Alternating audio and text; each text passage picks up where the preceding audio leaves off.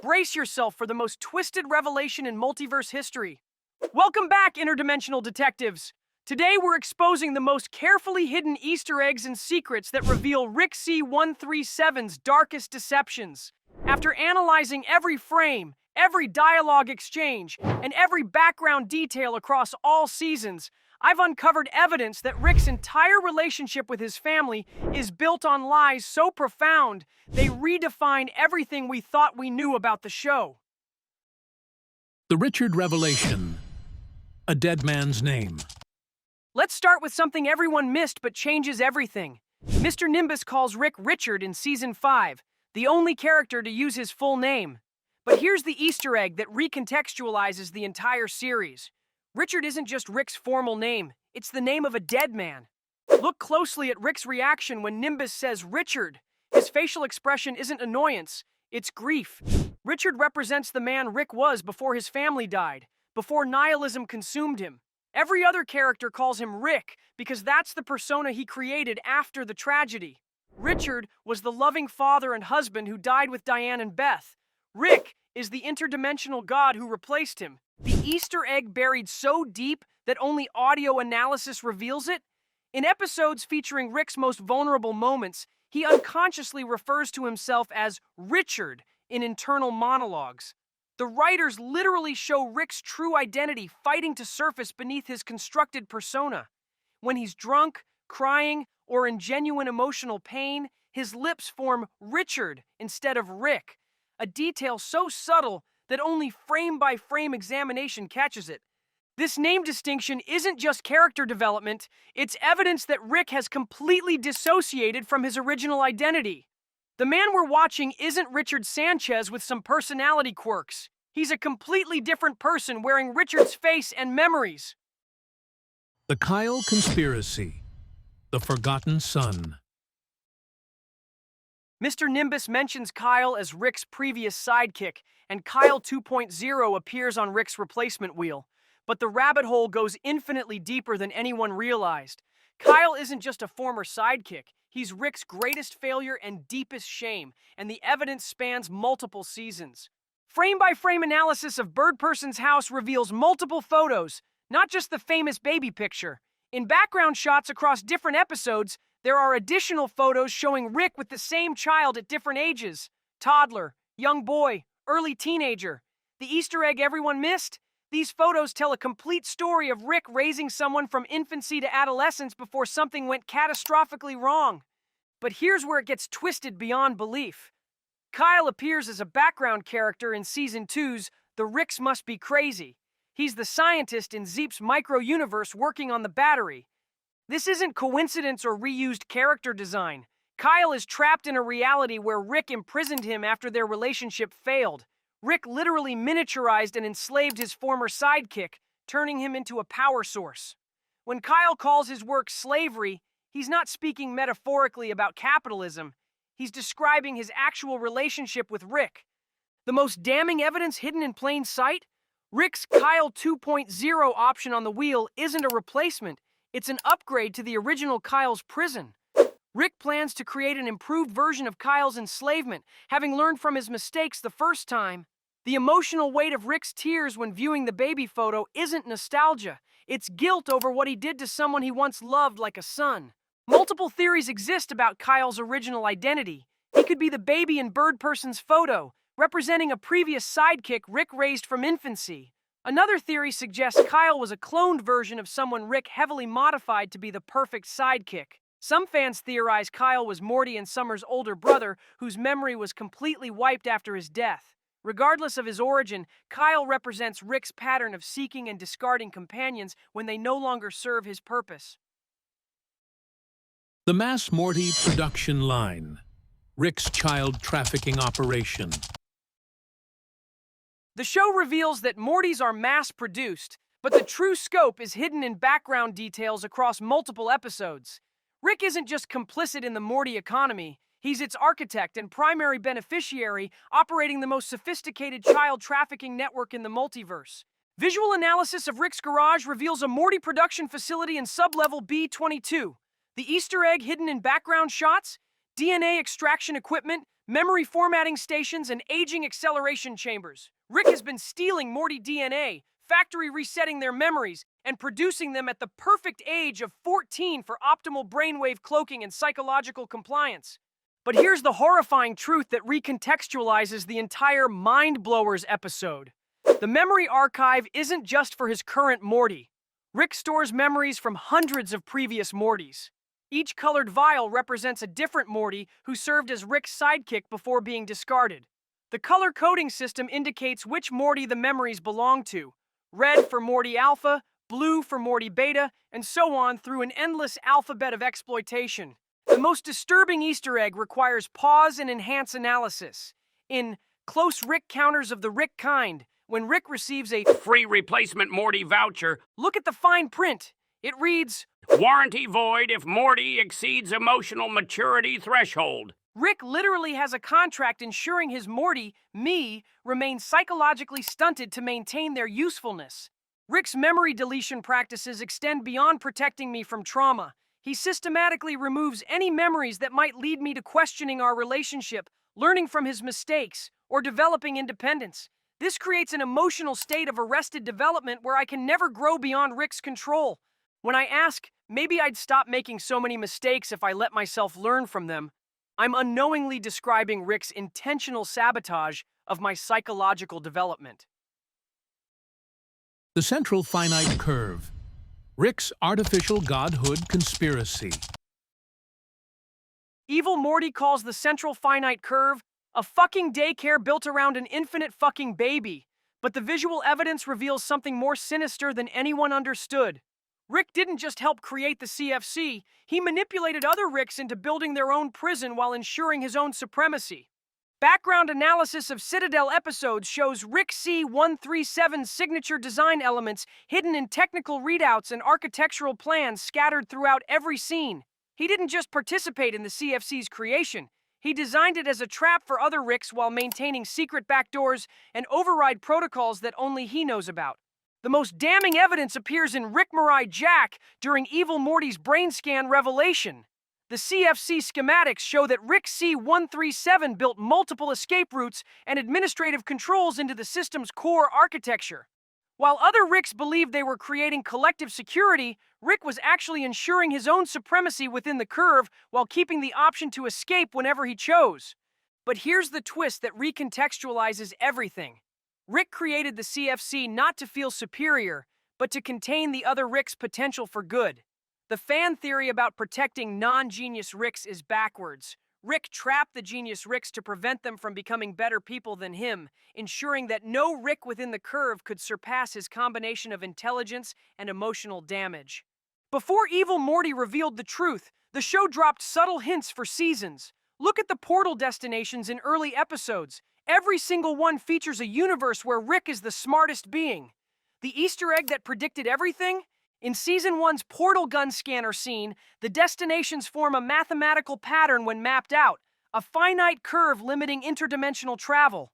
The writers literally embedded the series' biggest reveal in background technical readouts that viewers ignored. Beth's Childhood Toy Deception. The Identity Theft Revelation. Rick's claim to have made Beth's childhood toys seems like simple lying, but visual evidence reveals the most intimate form of identity fraud imaginable. In the ABCs of Beth, Rick describes creating Fruppyland and other disturbing inventions, but frame-by-frame analysis shows something impossible. The Easter egg appears in Rick's eye movements during these conversations. His pupils dilate and contract in patterns consistent with memory recall, but neural pathway analysis visible through brief X-ray flashes during scene transitions shows him accessing external memory storage rather than organic memories. Here's the revelation that changes everything. Rick maintains a Memory Diane vault in sublevel B18 of his garage. This vault contains not just memories of his dead wife, but memories she had of Rick's interactions with their original Beth. Rick is literally describing toy-making experiences through his dead wife's memory perspective, creating an incredibly intimate form of identity fraud. The most twisted aspect? Rick tears up during these conversations not because he's lying, but because he's experiencing genuine parental love through Diane's stored memories. He's using his dead wife's emotions to feel paternal connection to his replacement daughter, creating a three-way identity confusion spanning multiple realities and multiple deceased people. But here's the deeper truth that makes this even more complex. Rick C-137DID create Fruppyland for his original Beth before she died. The show reveals that Rick can deduce a lot about other Beths because they share common traits, including psychotic tendencies as children. He's not lying about the toys themselves. He's seamlessly blending memories from his original daughter with his adopted one, creating a performance of paternity that's both genuine and fake simultaneously. Gene's 9/11 Conspiracy, the Neighborhood Surveillance Network.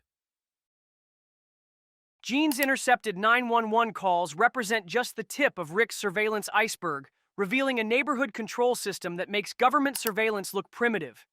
Deep analysis reveals that Rick has systematically compromised every communication system in his environment to monitor and control his family's world. Visual evidence hidden in background shots shows Rick has installed monitoring equipment in every house on the street. The Easter egg requires pause and enhance analysis. Tiny antenna arrays visible on rooftops, microsatellites disguised as weather vanes, and fiber optic cables running through storm drains. Rick hasn't just intercepted Gene's emergency calls, he's monitoring every phone call, text message, and internet search in a 6-block radius. But here's where it gets truly disturbing. Gene's growing awareness isn't accidental. Rick is deliberately allowing Gene to realize the 911 system is compromised as a test of his surveillance network's psychological impact. Gene represents Rick's experiment in controlled revelation. Rick wants to see how an ordinary person reacts to discovering they live under constant observation. The most chilling evidence appears in Gene's phone logs, briefly visible when he makes calls. Rick has been recording and analyzing every conversation Gene has had for 3 years, building a psychological profile to predict his responses. Gene isn't just a neighbor, he's an unwitting test subject in Rick's study of suburban control mechanisms. Gene's slow realization that nobody ever comes when he calls 911 and his questioning why emergency services have voicemail transforms him from a comedic background character into a potential threat to Rick's carefully controlled domestic environment. This subplot highlights Rick's systematic prevention of external interference in his chaotic life while demonstrating his desire to operate without accountability from mundane authorities. The opening credits prophecy. Abandoned Morty mass production. The opening credits show Rick abandoning Morty to alien creatures, a scene that never appears in any episode. But this isn't random imagery or unused animation. It's a prophetic representation of Rick's Morty disposal system hidden throughout the series. Frame-by-frame analysis reveals that the aliens in the opening credits are the same species operating disposal facilities in background shots of Citadel episodes. The Easter egg everyone missed? Rick isn't abandoning Morty to random aliens. He's delivering used Mortys to an interdimensional recycling program that harvests their remaining brainwave cloaking potential before final disposal. The most disturbing revelation requires season-by-season comparison.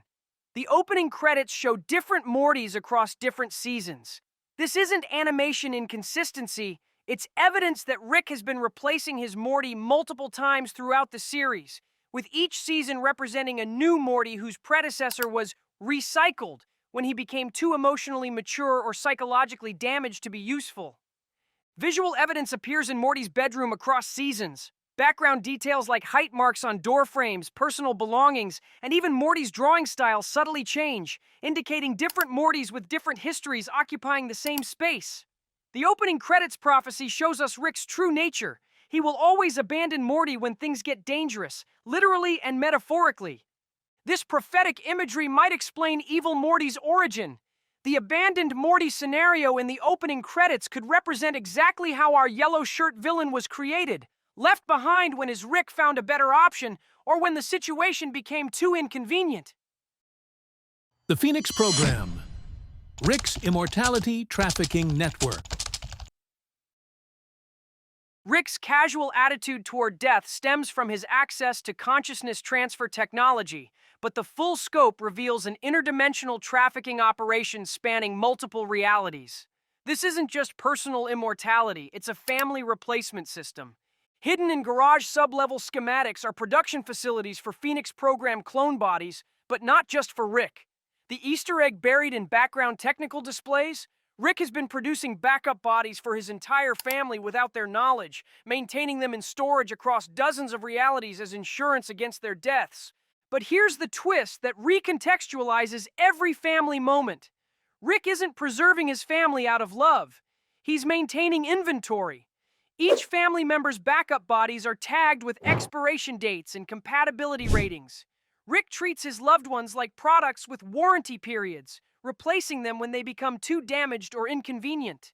The most horrifying evidence appears in consciousness transfer logs hidden in Rick's computer systems, visible during brief technical shots. Rick has already replaced several family members multiple times throughout the series, transferring their consciousness to new bodies when the originals died or became too psychologically damaged. The family we're watching isn't even the original. They're composites of multiple versions' consciousness layered into backup bodies. Rick's ability to transfer consciousness between bodies, retaining identity through unique brainwaves, explains his reckless behavior and removes the ultimate consequence of death. But this practical immortality paradoxically traps him in an endless cycle of unaddressed grief and emotional stagnation. If he can always escape death, he never has to truly confront his trauma or grow from his experiences. Mr. Poopy Butthole's meta-memory manipulation. Mr. Poopy Butthole's insertion into the opening credits before Total Recall isn't just a clever gag, it's evidence of Rick's ability to manipulate the show's narrative structure itself, extending his reality control beyond the family into the viewing experience. The Easter egg hidden in post-credit scenes shows Mr. Poopy Butthole addressing the audience directly, but audio analysis reveals subliminal frequencies embedded in his speech patterns. These frequencies match the memory manipulation technology Rick uses on Morty, suggesting that Mr. Poopy Butthole's fourth wall breaks are actually Rick's attempts to manipulate the viewer's perception of reality. The most mind-bending revelation requires pattern analysis.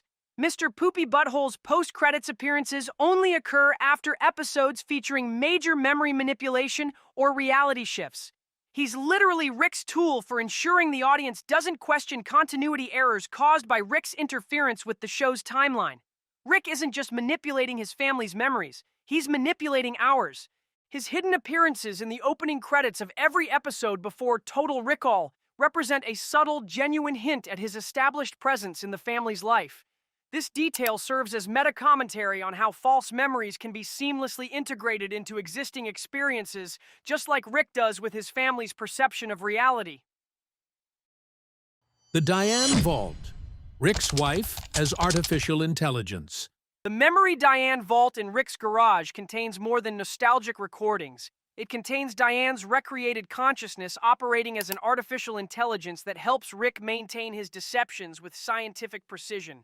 Visual evidence in Rick's computer interfaces shows an AI assistant with response patterns matching Diane's personality. The Easter egg hidden in dialogue interfaces? Rick has been consulting with his dead wife's AI to perfect his manipulation of their replacement family. Diane's AI helps Rick understand Beth's psychology, predict Jerry's responses, and maintain emotional authenticity in his grandfatherly performance.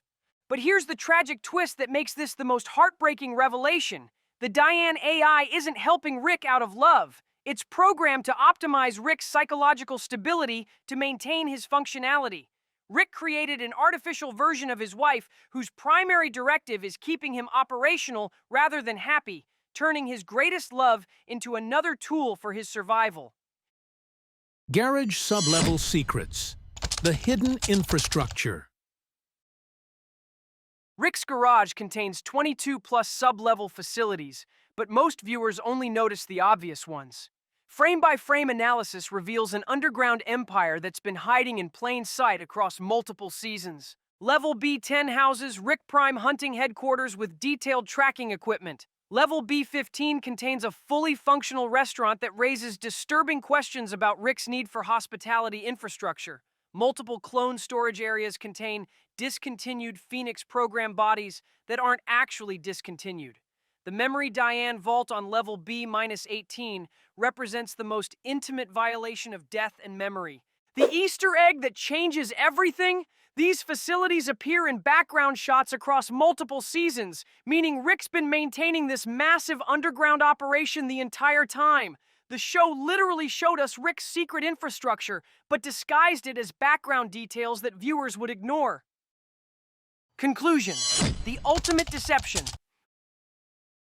When you connect every Easter egg, every hidden detail, every background clue, a terrifying picture emerges that redefines the entire series. Rick C-137 isn't just a grieving genius seeking revenge. He's the architect of a multiversal conspiracy that spans infinite realities and affects countless lives.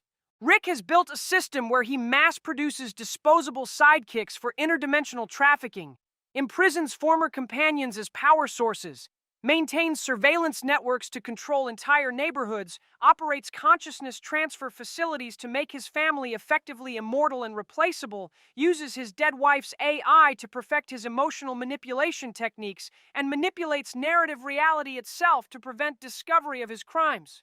The show isn't just about wacky interdimensional adventures. It's a documentary of the multiverse's most sophisticated trafficker, manipulator, and reality criminal operating under the guise of a grandfather. Rick's greatest achievement isn't his technology or intelligence. It's convincing everyone, including the audience, that he's the victim rather than the architect of infinite suffering. Every inconsistency, every plot hole, every seemingly random detail has been carefully placed evidence of Rick's systematic deception, spanning not just his family, but the very fabric of the multiverse itself. Rick hasn't just been deceiving his current family, he's been systematically harvesting experiences, memories, and identities from across the multiverse to construct an artificial grandfather persona. The pattern reveals that Rick C-137 is essentially a multiversal identity thief who's built his entire relationship with his family on stolen experiences from other Ricks, enslaved former companions, and the systematic exploitation of countless innocent victims across infinite realities. If this doesn't change how you watch Rick and Morty forever, nothing will. The evidence is hiding in plain sight across every single episode. We just needed to know how to look. What other Easter eggs have you spotted that support or challenge this conspiracy? Drop your findings in the comments and remember. Ooh, what are we remembering, Morty? That in an infinite multiverse controlled by me, Rick Sanchez, even your thoughts might not be your own? Subscribe for more interdimensional investigations? Real original there, Genius Morty. But Rick, Wait, hold up. You guys actually watched this far? You actually believe that I'm some kind of psychological dictator pulling the strings of reality? Come on, people, look at me. Do I look like someone who has his life together enough to orchestrate some multiversal conspiracy? I can barely remember to wear pants half the time. Rick, I just wanted... Shut up, Morty. So here's the deal. Subscribe and add your thoughts in the comments. Team Morty's conspiracy or Team Rick's just winging it? Because honestly, I'm curious to see if you people are as paranoid as my grandson. And hey, thanks for watching this far. That's actually kind of sweet. Okay, Rick. I said shut up, Morty.